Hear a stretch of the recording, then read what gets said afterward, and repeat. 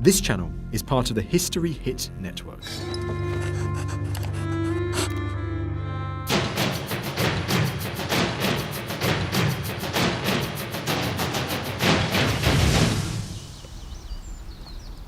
This is one of the most desirable residences in London, right on the banks of the Thames. But there used to be an even more desirable residence somewhere underneath this immaculate lawn. Richmond Palace, centre of intrigue for kings and queens for centuries. The place where Queen Elizabeth died. But surprisingly for such an important site, we don't know exactly where it is, or even if there's any of it left. We've got just 3 days, and finding anything without spoiling this place isn't going to be easy.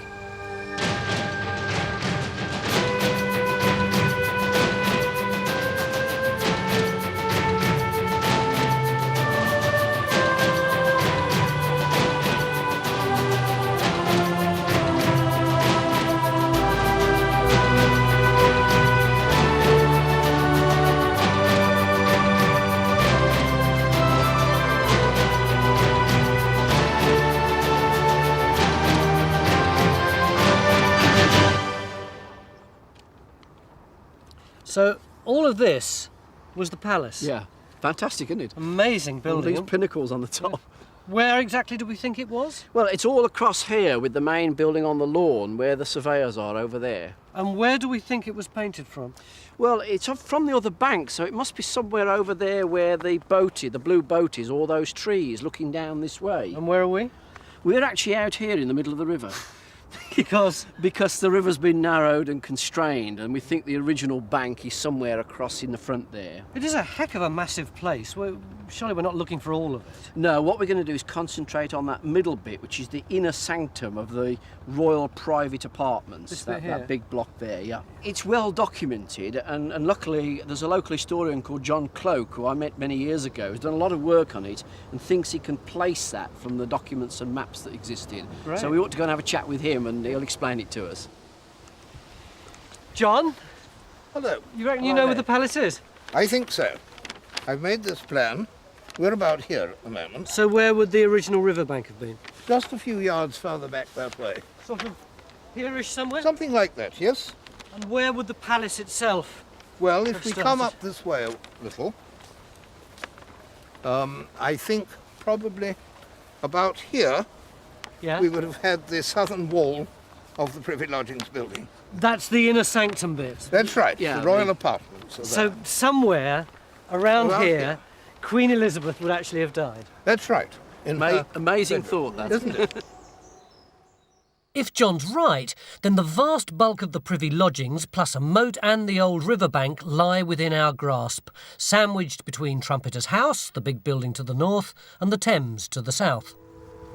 All under this immaculate lawn, which geophysics have been surveying since crack of dawn. Their work this weekend is going to be crucial because we've been restricted to just 3 trenches by the residents. We need good, crisp results to make sure each trench is in exactly the right position. By 10:30, they've got their first printout, which doesn't at first sight look very helpful.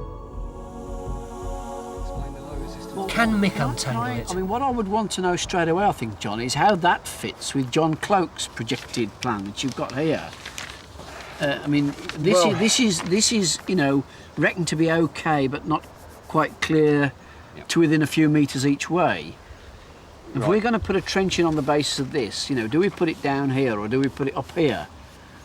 It doesn't fit with what John says, does it? I mean, the problem I've got is that map's at one scale, this map's at another scale, and the plot's at a But different as far as scale. you can get... As far as I can tell, Mick, we've got a change in resistance here, Yeah, and that falls roughly there, opposite of this that path. So it's more so or less that where... is more or less in line.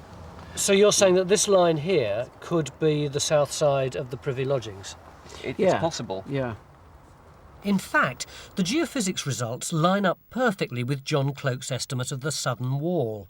And by 11 o'clock, Trench 1 is underway.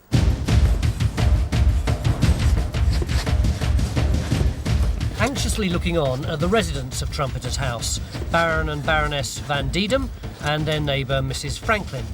This is their lawn we're mucking up. But we are mucking it up as gently as we can. The boards round the edge are to protect the grass from spoil, and the turf, once surgically removed, will be pampered for 3 days. History Hit is like Netflix, just for history fans. With exclusive history documentaries covering some of the most famous people and events in history, just for you. With familiar faces such as Dan Jones and Dr. Eleanor Yanega, we've got hundreds of documentaries covering the greatest figures and events of medieval history. We're committed to bringing history fans award-winning documentaries and podcasts that you cannot find anywhere else. Sign up now for a free trial, and Chronicle fans get 50% off their first 3 months. Just be sure to use the code Chronicle at checkout. Supervising the process is Martin Whittaker, a professional landscape gardener.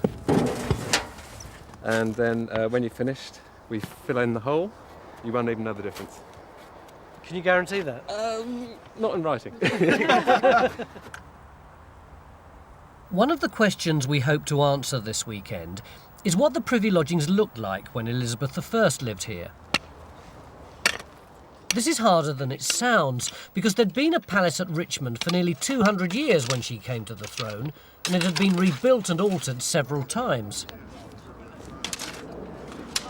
The first 2 palaces were medieval. One built by Edward III in the 1300s, and the second a complete rebuild by Henry V in the 1400s. Henry VII, the first Tudor, had to rebuild much of it again after a fire in 1497. And his son Henry VIII may have altered bits of it as well, but we don't know whether the Privy Lodgings building was affected by any of this. So when Henry VIII's daughter Elizabeth was queen, did she live in a medieval building or a Tudor one? And then the towers of this excellent place are turreted and pinnacled. John Cloke has teamed up with Simon Thurley, one of the country's leading palace experts, and they're trawling through the contemporary documents for clues. You've got some exquisite pictures of all that, haven't you? Yes, we have, and they tell quite an interesting story. This is the Elizabethan view by Vingarder, and what it shows is what this looks like in essentially a brick building, and we know that Henry VII's buildings were of brick, and that's one of the important features of it. It was one of the first brick-built palaces. But if we look at this painting, we'll see it tells a different story. Here are Henry VII's kitchens to one side, all of brick, but the main lodgings are of stone.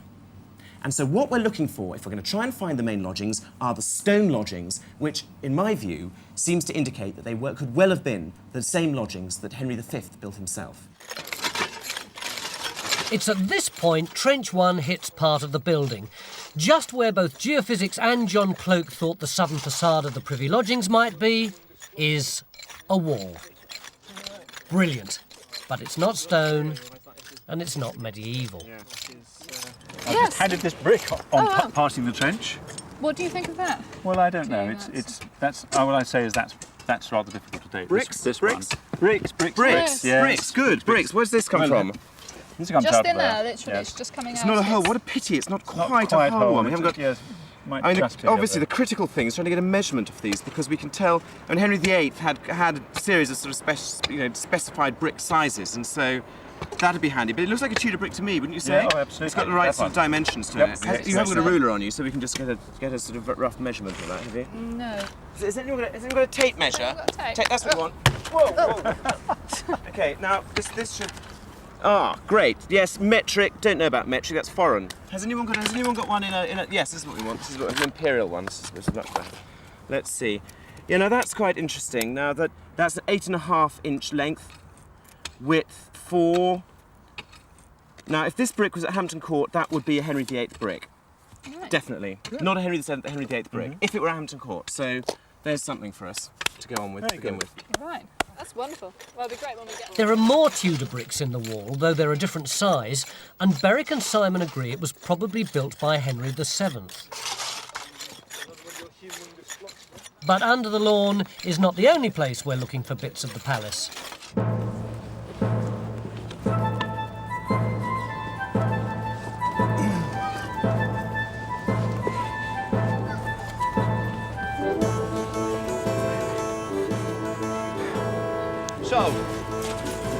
Whereabouts is it then? One chunk of palace stone seems to have found its way into the Thames, where it was spotted a few years ago by the local Archaeological Society.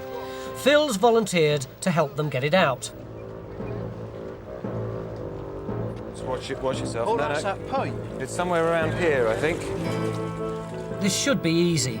The tide is very low, and the archaeologists seem to know exactly where it is. That might be it.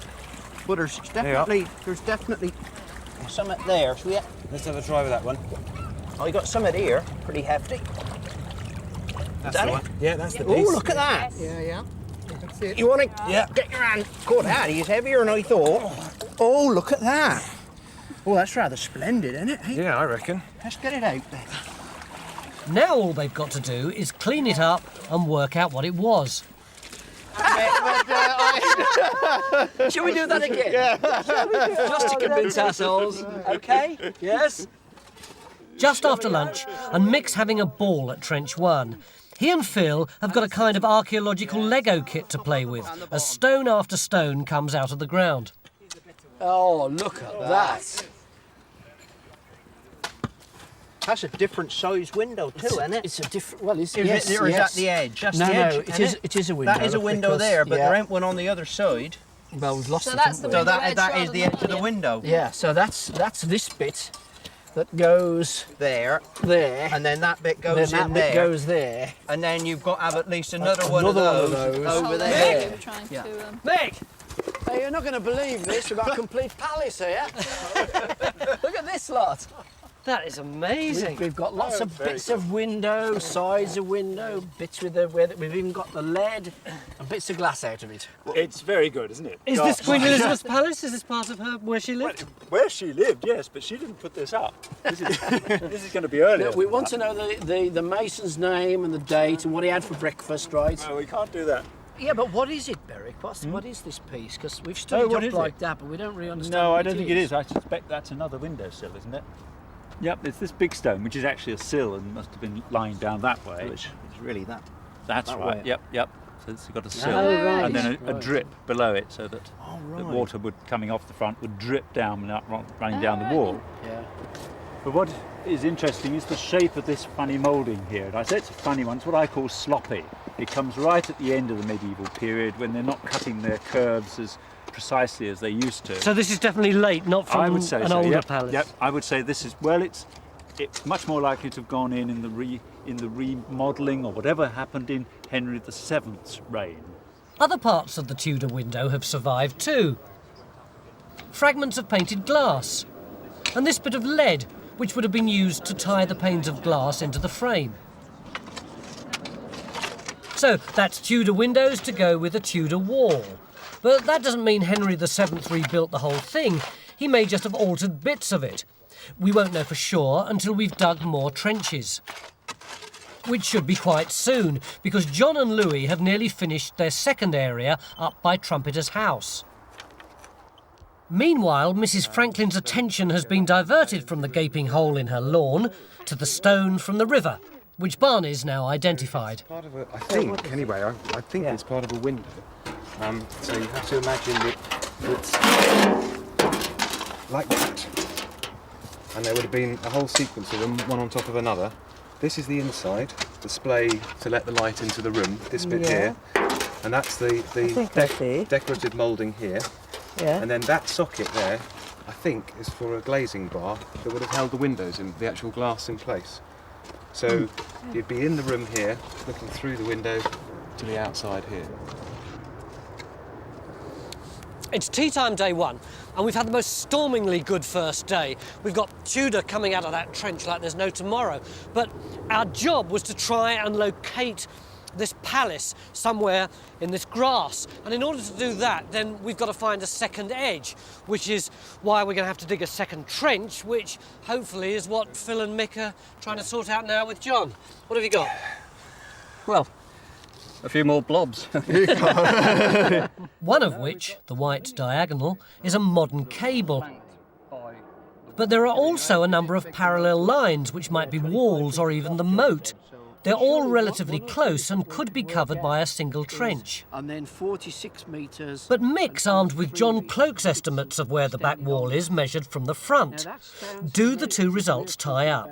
Only one way to find out. I've got a tape here. I'll bring up some measurements. Yeah, you need at least 50 metres, Phil. I want measurements between 30 and 50 metres. And then go up to 46. 16, right on the croquet hoop. Yeah. In fact, the geophysics anomalies are much further north than John Cloak's estimate. And to cover both would mean a trench at least 15 metres long, which is clearly not feasible. So Mick's got a problem. So what we've got to decide is whether, if you like, we centre it on that, or whether we go rather more this way or rather more that way. Right? Well, it's your choice. Well, these measurements suggest that it ought to be back a bit this way, don't they? Explain why. Because they're all between 37 and 46. So in other words, they're no further than that. Than that. That's the outside edge. Whereas John's saying that he's got quite a bit of activity going on round 46, 47. Is that right? So But there could be no sort of discrepancy in your surveying over a metre or something like. No, he looks at me, doesn't he? This is more likely to be out because this is people fiddling with the historical information and the surveys and so on. How long are these trenches that we can dig? Well, we've dug one 5 metres there. I would have thought we needed at least 5 here. If we could get away with a bit longer over the full range, then that would help us enormously with the option on extending it a bit. And we can do that without going and asking? Yes. I mean, you were quick there. It's a shame about the croquet lawn.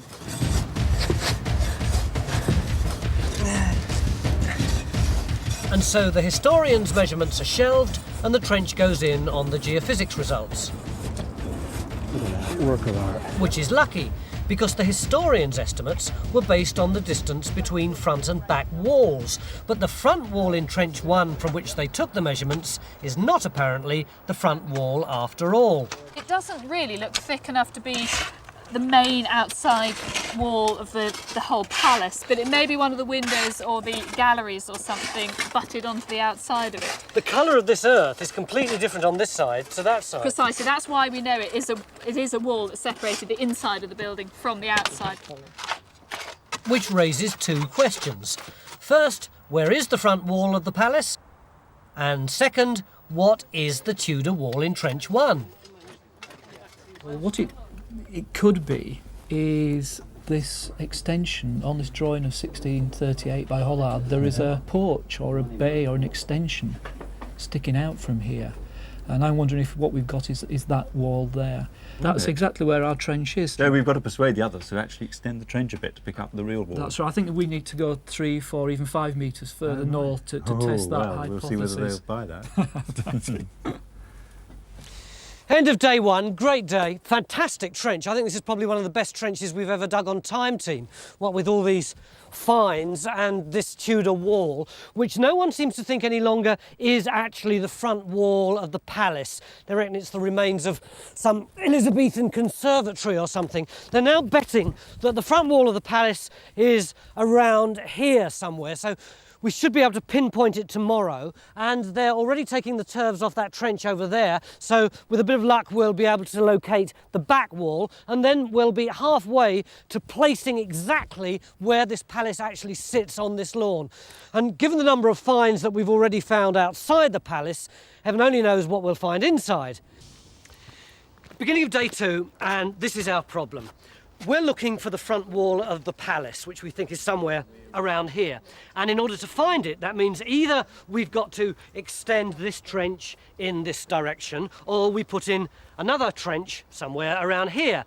Now, if we extend this trench, we're going to mess up the lawn, we'll probably get loads more finds, which we're going to have to spend a lot of time conserving, and we'll use up all our diggers.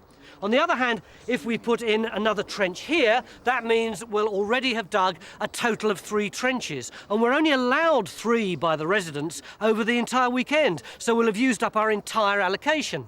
So what do we do? Mick, what do we do? Another little trench or extend this one? We've just been agonising about this, and there's various opinions. Stuart, I think, would like a longer one. We're a bit cautious about that. I think we've actually settled on the idea now that we're going to come out from this trench about 2 metres. But 2 metres... Ignore the geophysics. Oh, God. What about the geophysics yet? Yeah, well, I haven't had much time to look at it. I mean, things have been so rushed. If you actually stand back now and look at the plot, yeah, this is where we've put in the trench at the moment. Yeah, across the black and the white. Can you not see quite a strong edge there? But that's 10 metres away. 10? We can extend by 10 metres. No, we can't couldn't extend deal by... with the volume of material. I mean, I don't know. It's a... Yeah. Can you see that line? It looks quite good to me. The current discussion is that this wall here that we've got, the brick wall, might be one of the various little extensions shown on the drawings, right? And Berwick's idea is that that's not likely to be very wide because of the span of the roof. There's no way it's going to be 10 It's not going to be 10 wide. metres. No. So that if we only come 2 metres out here, and there's a wall there, then that gives us the sort of span you might get for that extension. 10 metres on to the inside. But John, it also gives us the option, I mean the point you made, that if we don't get it in that 2 metres, we can Then extend or we can dig another hole. But we'd be mad to do more than 2 metres to start with, in case it's in there. So Trench 1 is extended just a fraction, in the hope that it'll reveal the real south wall of the Privy lodgings. This is done, it must be said, on the sly, when none of the residents are around.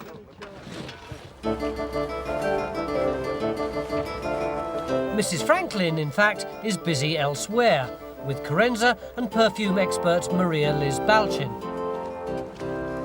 Maria, we've got this recipe from 1527 for damask water. It's from Brunswick's Small Book of Distillation. Do you think you could make this for us? Well, I shall try. Well, we've got a list of ingredients here, which we're hoping you might have in your garden, Mrs. Franklin. Walnut leaves. You could reach that lower branch. We have to scrunge it. Oh, that's good. You smell that? Gosh, it does, doesn't it? Citrus. Yeah. Amazing smell. Ah, that's the lavender. Oh, it smells good. That's thyme.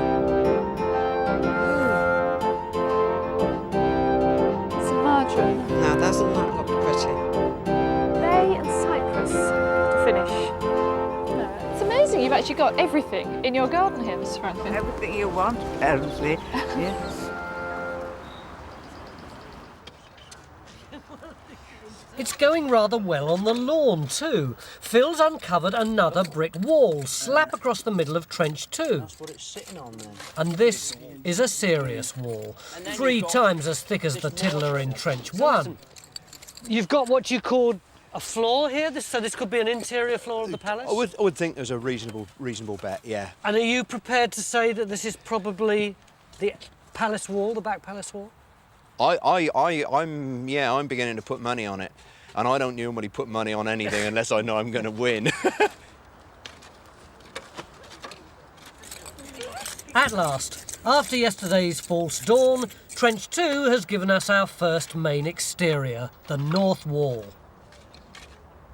2 more, the south and the west, and we'll be able to locate for the first time the privy lodgings of Richmond Palace. And you see where the Baron's house is now? Yeah. What would have been there in Tudor times? Well, can you see just above it, there's a bit of an arch showing up. Just there? Just over there. Yeah, yeah. You'd have come through that. That's one of the surviving bits of the palace complex, into a big courtyard, which also came under where the big house is, and that had a fountain in the middle of it. So there was a sort of square area with buildings around it before you got to the bridge that went across to the private apartments of the palace. And certainly there was a large orchard over to the left-hand side there where that new garden, very nice garden's been laid out. But there were also gardens and orchards over to the right, down beyond those trees in front of us. And that's where things like the tennis courts were, which was a thing that was catching on at the time. There were sort of indoor and outdoor tennis areas. The Kings of England had so many royal palaces, What is it that makes this one so particularly important, Simon? Two kings tried to make it their dynastic seat. The first one was Henry V. He died halfway through building it, but Henry VI completed it. And then there was Henry VII. And there he is on the wall, not looking particularly happy, but he should have been, because he just finished building this fantastic building, and he was the one who succeeded in making Richmond into the great dynastic palace of the Tudors. Henry VIII, however, found it rather old-fashioned, and it had a sort of revival under Elizabeth I. Yes. But after that, it went into fairly rapid decline and, of course, was in the end bashed down after Charles I had his head chopped off. By midday, the morning's drizzle has turned into torrential rain. Extra planks are needed to protect the lawn, trenches are filling with water, everyone's drenched. The place to be is inside with the perfumiers. When I'm pounding these up here, how much do they need to Well, it doesn't pounding? need very much pounding. You're just releasing the essential oils. Is that sort of ready? I think for you that's then? ready. Yeah? The next stage of the Elizabethan perfume making process will be familiar to anyone who's ever made home-brewed gin. The crushed up plants are put into the bowl of a distillation apparatus. Add some liquid, in this case rose water, and for a bit of extra zing, some white wine, then simply turn on the heat. And then the essential oils will be liberated and will rise up with the steam right the way up here. And it'll then condense into this tube here. And in a few hours' time, we'll know firsthand what the well-heeled Elizabethans smelt like. It's just after lunch on day 2, and all the joy of the morning has disappeared. It's been pouring with rain, we're all absolutely soaked, and now the wall which Phil promised me was the outside wall of Richmond Palace turns out not to be. Berwick, what is this thing? Well, you can forget that, because that's actually a later wall. How do you know it's later? Because it's sitting on the remains of the wall we were looking for. The wall that we were looking for sat here. Yeah. It's been robbed out. Someone got there first. Someone's taken the stone from the wall to use elsewhere. And the big bits of rock that weren't usable are just chucked in at the end. And those are the things that go down there, disappearing underneath. How do you know? Anyone could dig a hole and say, oh, that's where a big wall used to be. We've got a very, very good edge there, Tony. That is a true edge. That effectively is the edge of the foundation trench. The wall would have been built in that foundation trench. So you're pretty sure that what we've got here is the ghost of the wall that was the outside wall of the palace? I still believe it is, yeah. Or at least, I still believe that's where it was, yeah. So do you owe me a pint or not? I owe you half a pint. That's all you can afford to price it around here. A ghost of a wall is better than they've got in Trench 1. The extension has produced nothing except more damage to repair when we finish digging. So they've all decided to count this thin one as the front after all. Very convenient. Now all the effort is going into getting to the bottom of it in search of a floor.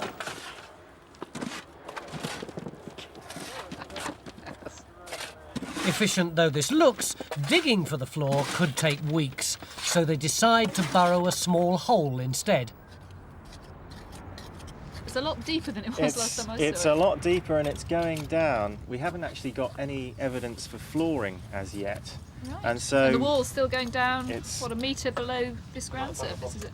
It's... You've got a bottom. I mean, I can see you've got a bottom from here. You've got the bottom of the wall.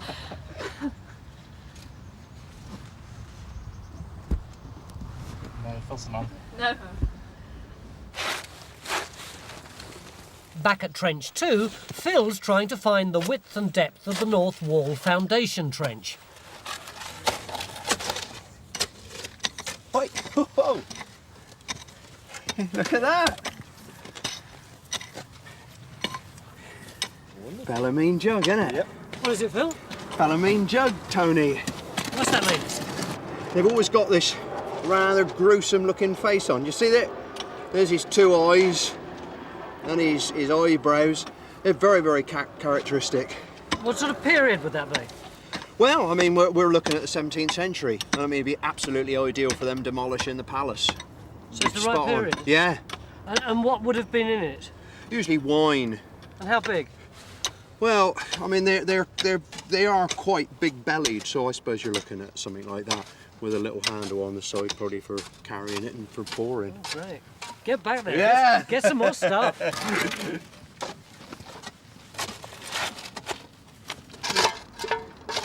It's 4 o'clock, and just across from Phil, a new hole has appeared in Trumpeter's Lawn.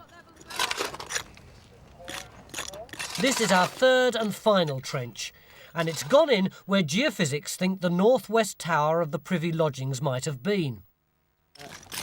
Mrs. Franklin's keeping a watchful eye on things, so it's a bit of a relief when just inches under the surface, Mick the Dig hits something solid. Well, what about that stuff in the middle? That looks like concrete. It feels like concrete. It looks really hard. Give it a clout. Oh, yeah, all right. Because obviously he's going to take us some time to pick that apart. It'll be tomorrow now, won't it? It's got colour in it. Wonderful, isn't it? Oh, it's great. As the evening sun breaks through, Berwick and Hazel Forsyth, our Tudor finds expert, are getting very excited about two pieces from either end of the site. Well, it's a piece of terracotta ornament off the front of the building. It looks almost modern, doesn't it? Well, it could be turn of the century Art Nouveau, couldn't it? But it's actually Henry VIII, probably the 1520s, before he lost interest in the palace, and it's terracotta, just the thing they did in those days, very new, very fashionable. And what about this one? Well, much the same date, but the exciting thing about this one is it's coloured. The paint is still there. This blue stuff here? That blue stuff, it's beginning to break up, but it's there. And what are these leaves?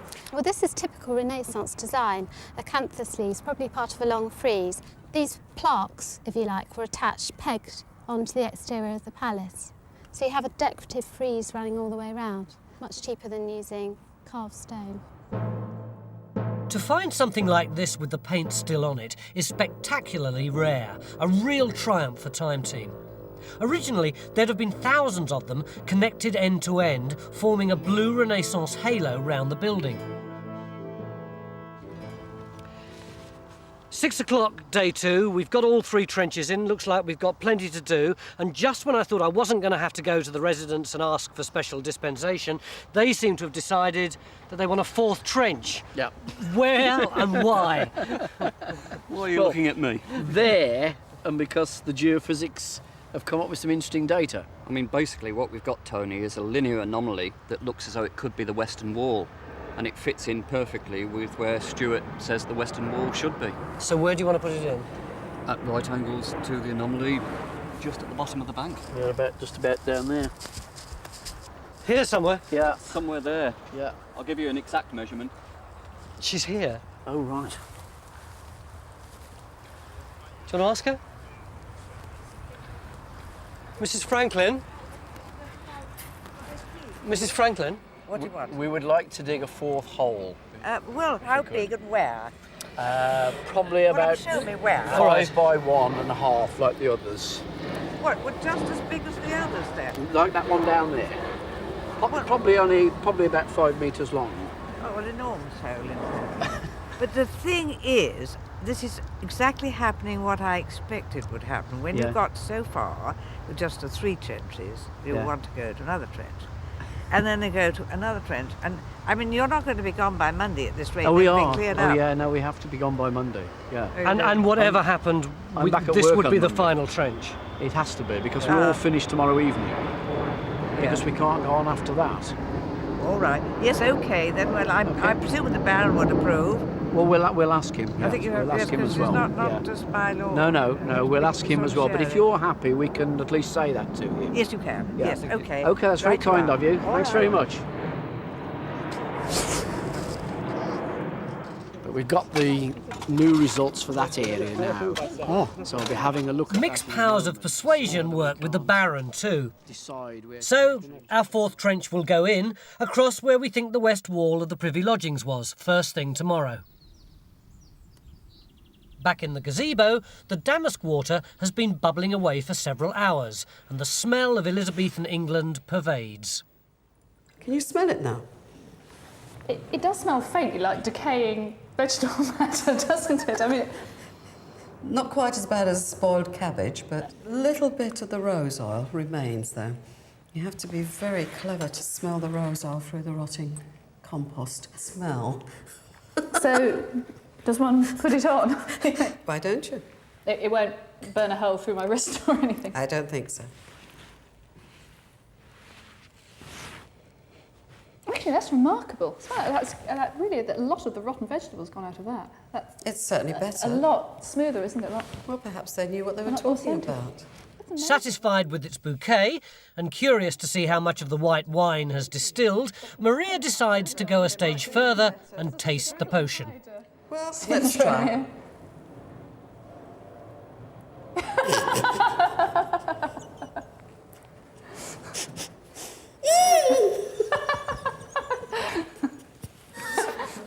It's pure alcohol.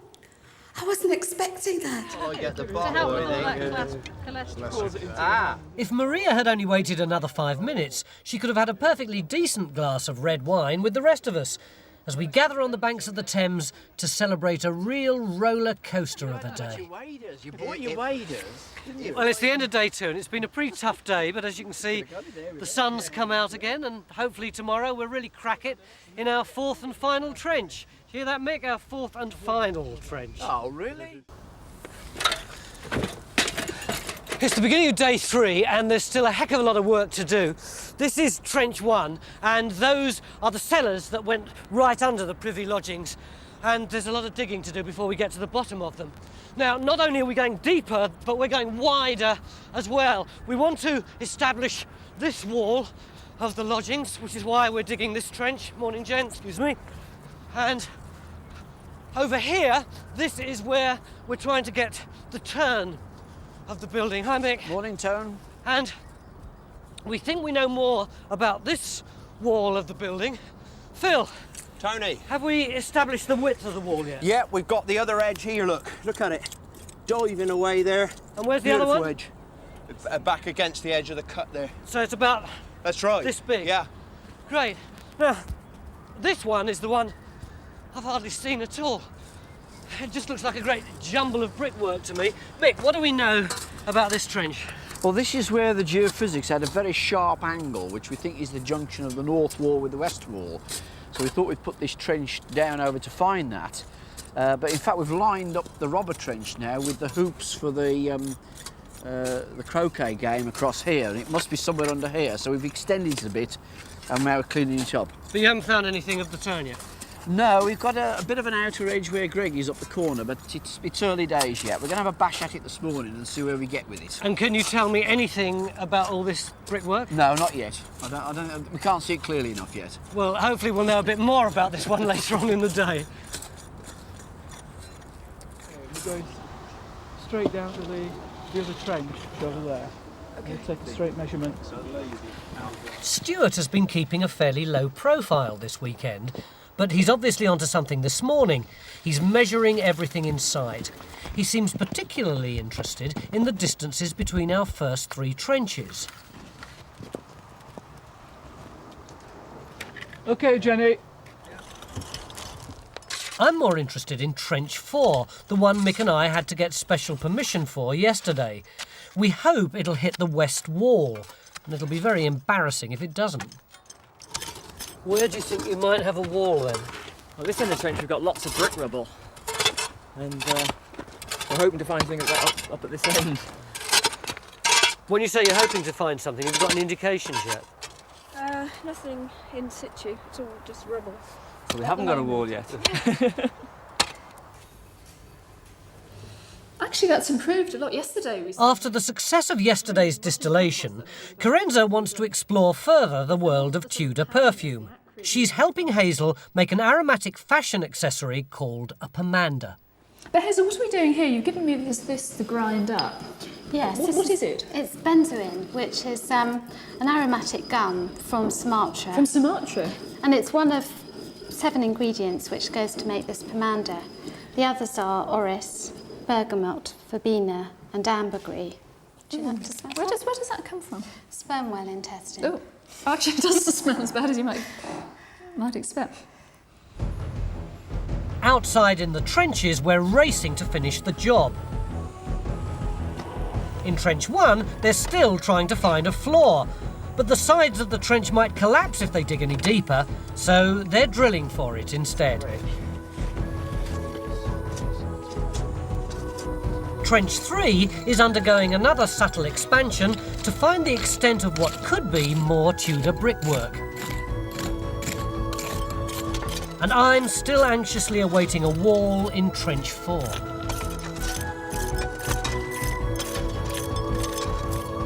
Tony! Over here a minute. Come in. Over to Trench 2, where Stuart's Something very nice excited. Here. I think you'll like this. This is one of those moments you dream about. Yeah. What I think we've now got in this trench here, almost by luck, but based on the geophysics, we've actually hit the main entrance into the privy lodging. We put the trench in just here and it's perfectly central, just by a good look to that facade. And if you stand just here and look through what will be the doorway or a bridge going straight through the hallway of Trumpeter's house, you can see the gateway on the other side, the gatehouse. That would be the main entrance into the palace, straight along here. Isn't that marvellous? It's extraordinary, isn't it? And the kings and the queens will come straight through that hallway, in effect, of Trumpeter's house. It's marvellous. So Trench 2 hit the ghost of the north wall at just the place the main entrance would have been. And these two steps on the outside of the building were probably the footings for a bridge across the moat to the rest of the palace. Trench 2 has also produced some floor tiles from inside the building, which could be a clue to whether the privy lodgings were medieval or Tudor. So what sort of date are we talking about for these tiles, Hazel? Probably 16th, but they could equally well have been used in the Elizabethan 17th times. century. Yes, and they probably were something in the order of this sort of size. Right. I mean, as you can see, when you turn them over, they're really substantial because they were designed to carry a lot of weight and withstand heavy wear The whole with heavy rooms use. would have been floored with these in the palace. Ground floor rooms, yes. Ground floor rooms. What about these here? Well, these are roof tiles, and this is a sort of bit of roof that I've tried to reconstruct from lots of tiles. And on some of them, you can see that this one is torched to give added weatherproofing, This is where they've waterproofing plastered quality. underneath it afterwards. Yes, well actually as you build up your roof, Yeah. you start with laying one tile, putting the torching on and then setting it onto the next and so on Right. down. I mean, what these do seem to show is that they're all absolutely smashed to pieces, aren't they? And all, you know, cracked up. Yes. Like as if, you know, they've been shedding off the roof as they've been pulling the Yes. building apart. That seems very, very likely explanation. After all his toil in Trench 2, Phil wanted a break, so I promised him a trip on the river with John Cloak. I didn't tell him who'd be driving. Very Sweating. Very nice bit of oarsmanship, I think. So I feel very like Queen Elizabeth at the moment. Must have been fantastic, mustn't it, in Tudor times? Rowing down here and suddenly coming on this amazing palace with all these towers and weather vanes and things. Wonderful. And of course, the river wasn't just an ornament, it was the main means of communication, transport from London. All the goods for the palace came down by river. What sort of as well things? as the people. Well, all that they needed. I mean, all their supplies were brought here, unloaded, taken up into the palace, and then ambassadors would come by water from London, and other visitors would be received here. There are many accounts of that. So it was sort of And then, M25, really? Yes. And then, of course, the royals would come down in their great barges. So they'd have got out of the boat just here and gone off into the palace? That's right, yes.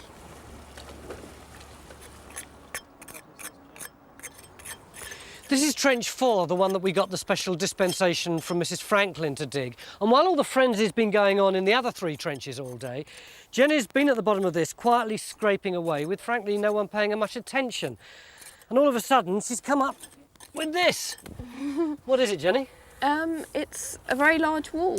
We thought it was much later initially because these bits have been added on later, but underneath it is a much more substantial wall. It's probably the west wall of the palace. So I needn't have worried.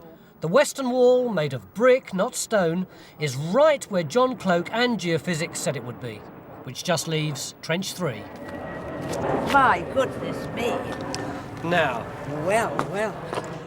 where by 5 o'clock, Mick is finally prepared to reveal that he's found the northwest tower of the Privy Lodgings, and with it, a potted history of the palace. And in fact, this bit here, we're fairly clear now, is the first bit in this hole. Which the first bit? bit The that's one you're built. standing This bit with the two sides like that, because Yes. it's got a lead drain, look, coming out under it. This is lead sheet. Yeah. This here. You hear that? Yeah, it do. And that's probably coming out and going that way into the ditch or the moat that runs right across the front of the Privy Lodgings here. So this block's first. This lot here is added on to that, probably in the base of a tower. And we can see that because we've got an edge over here and the edge up against the wall through there. And it's full of stones and mortar and plaster and all the rest of it in there. So as fashions changed or whatever, it would get bigger and they changed the shape of So it. they fill that in. The next interesting bit is if you come round this way, look, come round round this way. here. This big stone was the outer edge of this mass here, and it probably had another big stone there and another big stone there. And at some stage that was hiked out because they decided to put a brick front on that. Again, the latest style. And what we can see about this is that the chap who built it, the builder who built it, could reach down and fetch the mortar off flush with the bricks, whereas over here, probably because he couldn't reach, he's left the mortar oozing out between the bricks. And so original ground surface was there, and above that the bricks are rounded and smooth where they've been worn because they've been out in the air and they've been eroded. We can't tell for sure when each of the alterations took place, but the first wall almost certainly dates back to Henry V, who built the first Privy Lodgings on this site. The stone-fronted tower could be his too. The final brick facade on the tower could well have been put on by Henry VII when he renovated the building after the fire in 1497. As we've got this corner turret, does this mean that we can now work out the entire shape of the Privy Lodging? Yeah, we know this is at the corner of the palace, so that wall must come across here. We've got the robber trench of it over there. It comes up and joins this tower somewhere, and this then has a wall running down this side, which we're hoping to get in that trench, and that must join this tower as well. So this is right at the corner of the palace. We know that the rest of it is over in that direction. That's wonderful, incredible. And we're sorry about the disruption.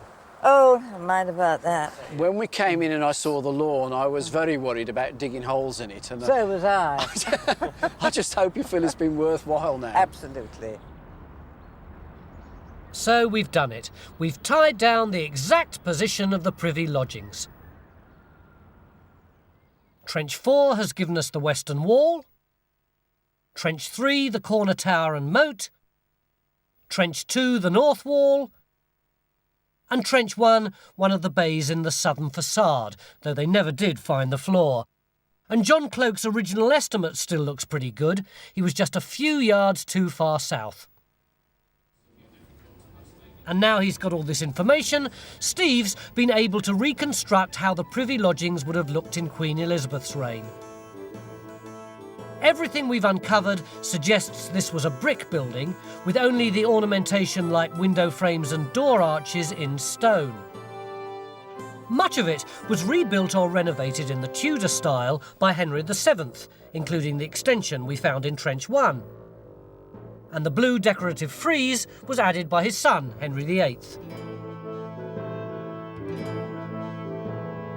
It would have been surrounded by water with a moat on 3 sides and the Thames then much wider to the south.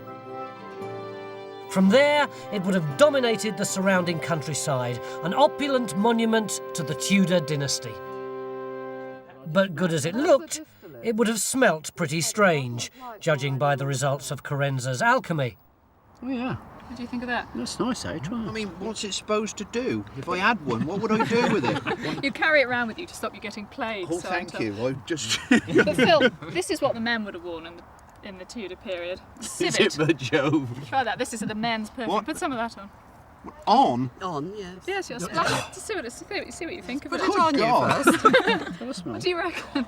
Behind the ears. Ow! Do you know where it's Back of from? the hand. No, I'm not sure that I want to know. What is it from? Anal glands of a civet cat. You've been got. Well, we may have made a bit of a mess of this lawn, but don't worry because it's going to be put back good as new first thing tomorrow. Fingers crossed. But it's been worth it, because now, for the first time, we know precisely where Queen Elizabeth's royal palace at Richmond stood. And I'm here, right slap bang in the middle of it.